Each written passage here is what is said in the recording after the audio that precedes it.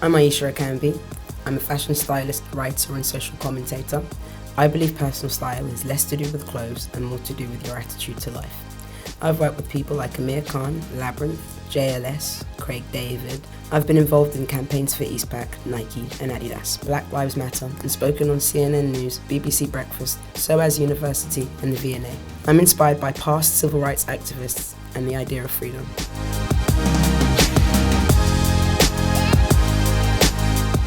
I wanted to start the conversation by asking you to tell me about your childhood. So I grew up in Southampton and lived with my mum.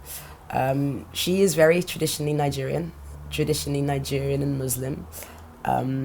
So growing up and not being in Nigeria or around lots of Islamic people, we definitely had a culture clash. What were you like as a child? I was very reserved, quite insular. I only spoke if I thought it was important to. I didn't have very many friends. I don't think I was upset about not having friends. I just don't think it was important to me. Were there any sort of struggles you had at school? I went to a predominantly white school in Southampton. I didn't have many black people there. In fact, there was only maybe 3 at the time that I was there. And so that worked in 2 different ways. I had positive and negative discrimination. The positive discrimination, potentially, is that everyone automatically thought I was strong. And that was purely because of my race. Even though I may have been the smallest person there, everyone assumed that if you were black, you were strong. And I don't think I minded that stereotype as a kid. I obviously see the issues with it now. The negative side was that there weren't many people that looked like me. So I automatically thought I was unattractive because, you know, everyone who was called attractive was the total opposite of me. And so people often made fun of my hair, they made fun of my nose, they made fun of the size of my lips. So I did grow up for a long time feeling unattractive. Don't you think that's really interesting that you're talking about insecurities with your image growing up and now that is your career? I think maybe as someone who didn't necessarily feel attractive facially, maybe clothes was the way that I found my comfort and found a way to be attractive, and styling was my way of trying to give that to other people who could have felt a similar way. Because also you were just talking about your hair, but your hair is now one of the most iconic things about you. Yeah. And do you want to talk a bit about how a few years ago you used to wear it straight? I always knew that I would go into my 30s with dreadlocks. Was there anything significant about the age 30? I guess I saw 30 as maybe, I don't know, I've been looking forward to 30 for a long time. What? Yeah, what it's do you really mean? strange. Maybe because I look really young, so I have this weird thing where I want to be older. Oh my gosh, I'm dreading 27. Really? So I tell everyone I'm 30 anyway, for What? the most part. You know, it That's depends. crazy. Yeah, if they don't already know me, I just say I'm 30. I just round it up. And I think I also don't ever want to feel scared of age because I just know it's something that I'm going to have to do my whole life, you know. And if I'm already feeling terrible at 30, then I've just got a whole lot of shit to go through. What's one of the most significant things that has ever occurred in your life? My brother passing away. How would you say that shaped your life? I transcended. It was a moment of transcendence, I think. It was almost like waking up, a spiritual awakening, some others may call it, or a mental breakdown, psychotherapy may call it. Do you remember that day? Yeah, I think so. I remember I went to bed the night before and I couldn't sleep and I asked myself loads of questions. For some reason, I decided to be intentionally really honest with myself. And so I was honest about everything, like why I dislike certain people, who I'm jealous of, why am I jealous of them, what do I want from life, why do I want it, everything. And everything that I was left with was so uncomfortable. And I really didn't like looking at myself in that way. And I just was never the same again. What kind of advice would you give to someone who is maybe going through something like that? I would say trust the process and you're not going crazy. The world is. And hang on. There's definitely light at the end of the tunnel. And for me, you know, life isn't about happiness. Life is about wholeness. And so there is as much to learn from sadness as there is from happiness. Around the time that my brother passed and I went through this process of spiritual awakening / mental breakdown, I had this overwhelming sense of purpose. All of a sudden, everything became clear. I had so much clarity on everything. All of what I was taking in and everything that was being processed in my mind at such a rapid rate needed to go somewhere. I just had that urgency within me somewhere. And I knew that I would live a life that was in some way in service of others. So you went to uni and you studied media and cultural studies. How did that lead to a career as a fashion stylist? I think I was always interested in the media. I wanted to see if black music in the UK could be more sellable if it had a better look. And it turned into a career. So what's the story with Labyrinth? So Labyrinth I met before he was signed, and he was going around looking for a record deal at the time. I don't think people loved the music but didn't understand him visually. They couldn't quite see him as an artist yet. I offered my services for free and tried loads of different outfits on him.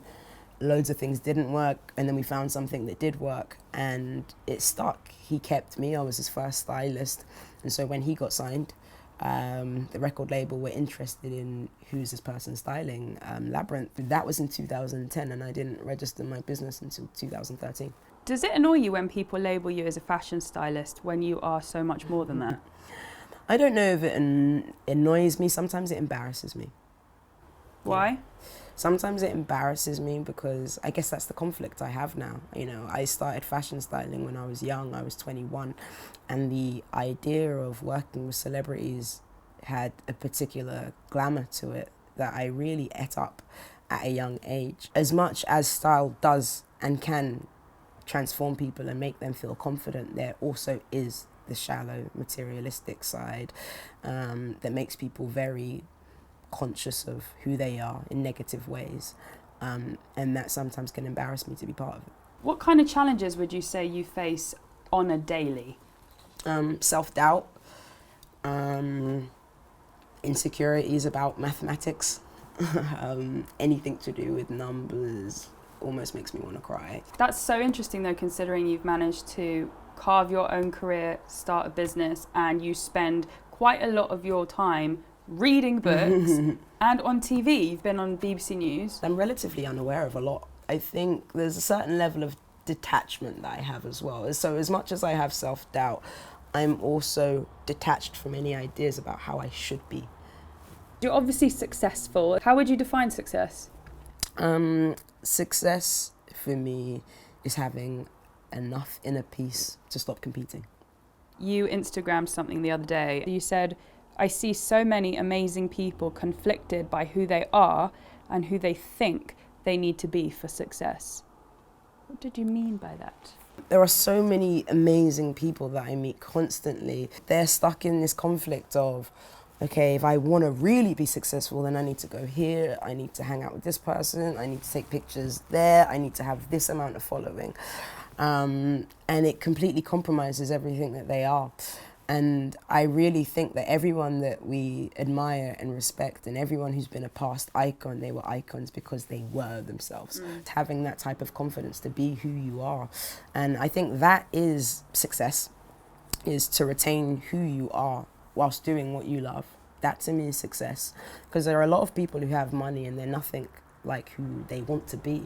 And they don't feel successful, you know. Well, what would you say about the idea that people without talent can be very successful, but people with success don't necessarily have to be talented. It's all about grit, which is literally the desire to succeed, which is exactly what you were talking about. You know, talent is very, very small when it comes to success. You know, it's just about, you know, there's a book, I'm sure, I think it's Paul Arden. It's not how good you are, it's how good you want to be, you know, and I really believe that there are so many talented people who don't have any motivation, you know, so they're not going to get anywhere. And there are so many people who lack talent but have overwhelming motivation, and which is a talent within itself. What are the things you value most in your life? Peace of mind, good health, books, writing, beautiful landscapes, photography, art, world music. What advice would you give to your younger self? Keep asking why. There's this thing in society where we have this concept that, you know, you have to have one true calling. And that's not true at all. Some people have several. And just because you're working on one thing and you may feel uninspired by that at that point, but you don't want to move from that point because you're like, oh, I've invested all this time, so I can't do anything else. Do something else. Try something else, you know. I think life is for creation in whatever form. If you're creating new life, if you're creating new art, if you're creating something new, I think you should always try new things. Because some people would say me being black, me being short, me being a woman, my sexuality. A lot of people would say that's been an obstacle, but I'd say it's been my greatest help.